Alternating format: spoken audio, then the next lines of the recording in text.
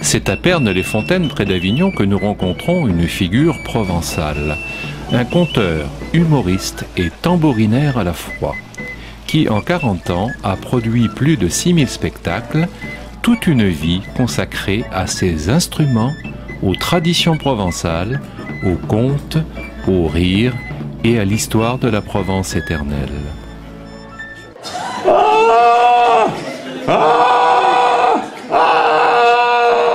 Qu'est-ce qui t'arrive, papa? Tu es malade? Qu'est-ce qui t'arrive? Tu veux que j'aille chercher le docteur? Oh, mais non, c'est le printemps, alors je chante. Moi, je suis réglé comme le papier à musique, oui. Le matin à 7h30, je fais mon petit pipi.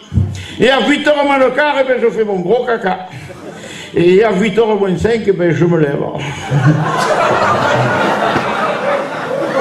Après 40 ans à faire ce travail, ce métier, cette passion, vous avez enregistré, vous avez accumulé beaucoup d'images et de souvenirs, et vous avez des personnages qui sont récurrents chez vous, et notamment les personnes âgées, parce qu'elles portent, le passé, mais aussi l'avenir. Oui, c'est vrai que ces gens qui portent le passé, effectivement, ce sont nos témoignages. Hein, ce sont eux qui nous servent de témoins. Et on a d'abord à les respecter, bien sûr, à les écouter. Et pas à leur couper la parole, pas à demander au pépé de se taire parce que y a la télé qui parle. Nous, le plus fort pour les histoires à la maison, c'était le grand-père. Alors ça, le grand-père, alors, les histoires, il aimait bien. Puis en plus, comme il n'y avait que lui qui avait droit à la parole. Avant, c'était comme ça. Les enfants. Ça a changé.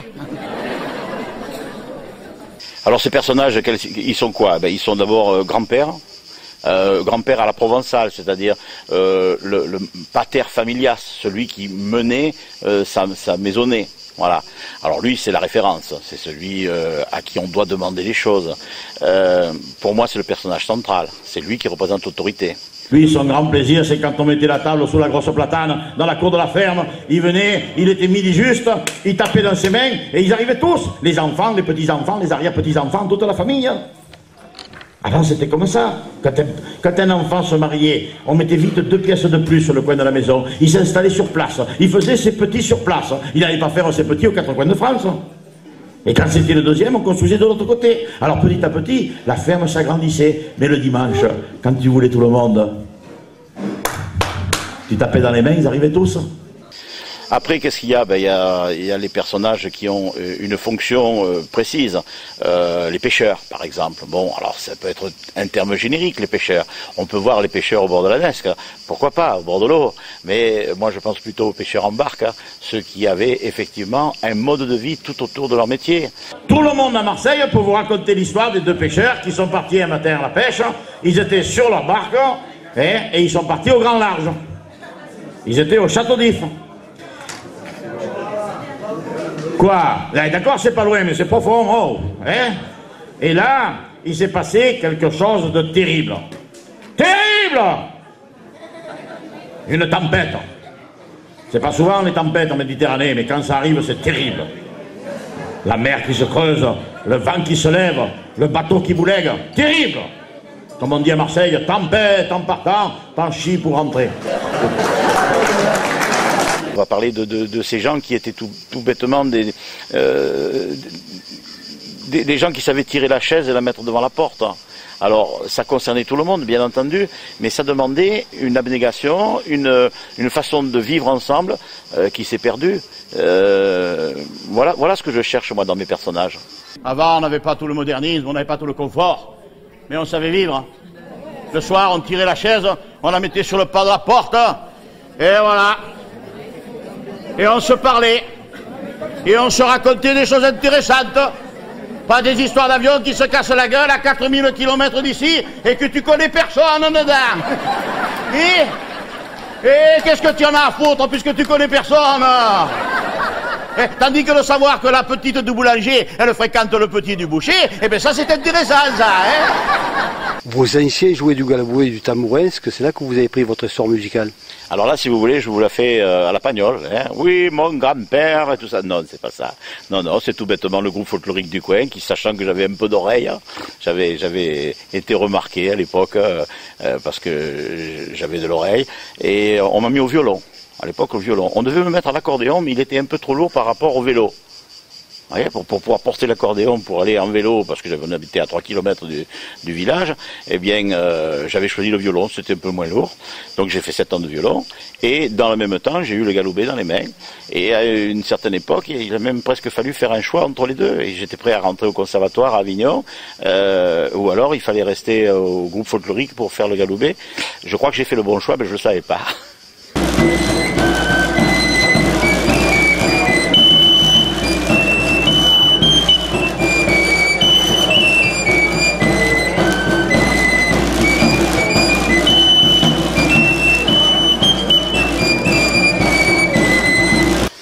Voilà un galoubet.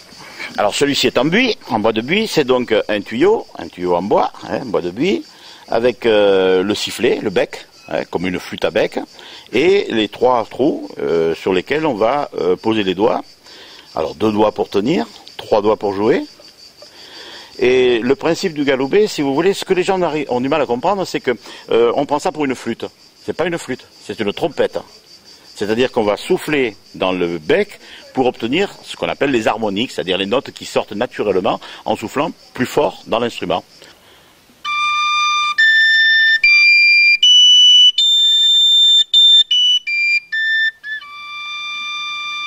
Ça, ce sont 5 puissances de souffle qu'on utilise donc, et les trous vont nous servir à raccourcir le tuyau entre chacune de ces puissances de souffle, donc faire les notes intermédiaires.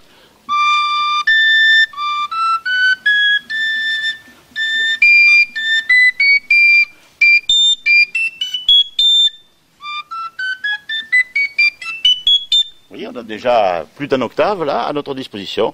Alors après, on devient un peu virtuose et on ajoute tous les demi-tons en faisant des demi-trous. Mais là, on entre dans des techniques qui dépassent largement le cadre des tambourinaires de Provence. Alors, le galoubet, le tambourin. Galoubet, flûte en bois à 3 trous. C'est un tuyau en bois avec un sifflet en bois et avec 3 trous.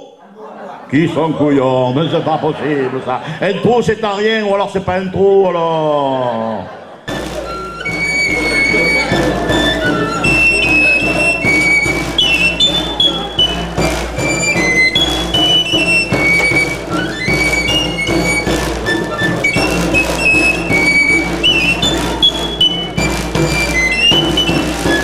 À travers toutes vos prestations, vous avez tout de même une sacrée culture pédagogique. Alors, parlez-nous de cette culture et est-ce que vous allez continuer? Mais la culture, elle vient du personnage, c'est-à-dire que comme je suis témoin à la fois des traditions, à la fois de l'histoire de la Provence, à la fois d'un mode de vie, évidemment tous les domaines m'intéressent. Faut pas oublier que je viens d'un groupe folklorique aussi, dans lequel on a étudié la danse, la symbolique des danses, et c'est tout un passé finalement, mais c'est plus qu'un passé, c'est la tradition, c'est-à-dire quelque chose qui doit passer au travers des gens. Alors bon, au travers de la galéjade, parce qu'on aime bien ça, au travers d'une certaine bonhomie et d'une facilité sur la scène, il y a quand même tout un message qui passe, un message et une éducation. Il y avait aussi le bon roi René qui avait mis son château sur les bords du Rhône à Tarascon, là, le roi René, René d'Anjou, duc de Lorraine, roi de Naples et des 2 Siciles, comte de Provence. Et il a fini sa vie à Tarascon, et c'est lui qui avait rénové la vieille fête de Tarascon, la fête de la Tarasque. Si on vous traite de Tarasque, changez de route, hein. La Tarasque était un monstre qui vivait dans les bords du Rhône. Chaque fois qu'il s'approchait un enfant ou une bête, oh, il le bouffait. Oui. Vous connaissez Tarascon? Il y a Tarascon, il y a Beaucaire. Non mais quand on arrive à Tarascon, c'est toujours un peu, ça fait toujours une drôle d'impression. Il y a 2 villes face à face, on dirait que c'est la même. On dirait qu'on a mis un miroir entre les deux là. Et c'est vrai qu'il y en a une qui est en Languedoc et l'autre qui est en Provence. Il y a le Rhône entre les deux. Quand on passe le Rhône, on quitte la Provence, on rentre en Languedoc. Mais c'est des villes qui vivent l'une pour l'autre. Mais si, quand il y a le marché à Tarascon, qui c'est qui vient? Les gens de Le Beaucaire. Quand il y a la fête à Beaucaire, qui c'est qui y va? C'est les gens de Tarascon. Tu as des courses à faire, tu es de Beaucaire, tu vas les faire à Auchan, comme tout le monde. Dans la tradition provençale, Noël occupe une part très importante. Alors c'est veillée calendale, c'est les 13 desserts, c'est le gros souper, c'est la crèche, c'est les santons. Alors vous y êtes en plein dedans, parlez-nous-en. C'est un peu le résumé de ce qu'on vient de dire, c'est-à-dire que tous les personnages que j'invente, en réalité, ils sont déjà dans la crèche, hein. Ils sont dans la pastorale. Il ne faut pas oublier que c'est la pastorale qui a donné naissance à cette façon de célébrer Noël tout à fait particulière. La pastorale étant née elle-même des Noëls. Ici, on est dans le comte avenassin, on a à quelques kilomètres ici Monteux, et un noëliste célèbre qui s'appelle Nicolas Saboli. Et ce sont les Noëls du XVIIe siècle qui ont donné à la pastorale son texte, en gros, hein, ses thèmes, et de cette pastorale sont nés les personnages, ce qui donnera les santons. Et il y a toute une filiation qui existe comme ça. Alors bon, la pastorale Morel, c'est la plus célèbre des pastorales, 1844, c'est quand même pas d'aujourd'hui. Et dedans, effectivement, les grands personnages de la Provence, ils y sont tous. Il existe 200 pastorales en Provence. C'est ce que c'est que la pastorale au moins? Oui, il y en a qui ne savent pas. Bon, mais c'est pas grave, on va leur expliquer. La pastorale, c'est l'histoire de la naissance de l'enfant Jésus dans un village de Provence qui s'appelle Bétélin. Seulement le problème, c'est que Bétélin, on ne sait plus où c'est. Alors, tout le monde un jour s'est réveillé, a regardé son village, comme Montagnac par exemple, et a dit, mais regarde un peu, on dirait une crèche. Peut-être bien que c'est chez nous, Bétélin. Et du coup, ils se sont mis à raconter l'histoire. Et c'est ça la pastorale. C'est l'histoire d'un village, la nuit de Noël, en Provence. Seulement, comme on est en Provence et qu'on a beaucoup d'imagination et que des villages, il y en a beaucoup aussi, eh bien, des pastorales, il n'y en a pas une, il y en a 200 écrites. Il existe 200 pastorales écrites en Provence. Non seulement le petit Jésus, il est né chez nous, mais il est né de 200 façons différentes. Vous êtes combien actuellement à faire ce travail de conteur, de musicien, d'historien? Est-ce que vous pensez que ça va pouvoir pérenniser l'esprit de la Provence? Alors, conteurs, il y en a quelques-uns, musiciens, il y en a quelques-uns, historiens, il y en a pas mal, mais le tout ensemble, ça, il y en a pas beaucoup. Et je veux pas dire que je suis le seul, mais c'est quand même une race en régression. Alors, ce qui s'est passé, c'est qu'on a eu effectivement toute une période pendant laquelle on pouvait gagner sa vie avec cette chose-là, en particulier avec le tourisme, avec les villages vacances, les hôtels, des choses comme ça. Et ça est en train un petit peu de changer à l'heure actuelle. Donc, pour en vivre vraiment, c'est-à-dire pour pouvoir gagner sa vie à partir de là, alors il y a le domaine artistique, on peut toujours imaginer devenir vedette, mais vous voyez, 40 ans après, c'est vraiment pas ce qui me tente. Vous êtes un homme heureux? Ah, heureux, oui, alors, hein, surtout à quelques temps de la retraite professionnelle, parce qu'un comédien ou un artiste, ça s'arrête jamais en réalité. Mais oui, je suis un homme heureux parce que je sens que plus j'avance, plus ces choses que j'évoque représentent de choses pour les gens qui m'écoutent. Voilà. Alors c'est positif ça, c'est une belle leçon de la vie et à mon tour je me sens transmetteur.